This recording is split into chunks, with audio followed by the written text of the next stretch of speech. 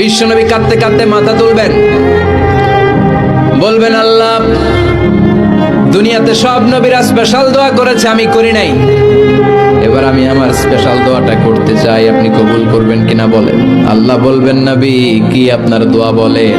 বিশ্বনবী বলবেন, আমার একটা উম্মত যার অন্তরের মধ্যে যাররা পরিমাণ ঈমান আছে, একবার আপনারে আল্লাহ বলে ডেকেছে, একবার আমি বিশ্বনবীর উপর দরুদ করেছে, একবার শাহাদাতের বাণী আমার যে গুনাহগার উম্মত দুনিয়ার বুকে থেকে ঘোষণা দিয়েছে, ওই একটা উম্মত যদি জান্নাতে ঢুকতে না পারে, আপনি আমারে জান্নাতে ঢুকাতে পারবেন না।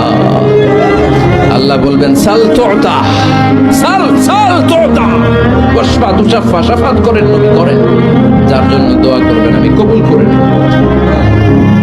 দুনিয়াতে বিশ্বনবী কম কষ্ট সহ্য করে নাই, 3 বছর শিয়াবে আবি তালেবে জেল খেটেছে। কয় বছর?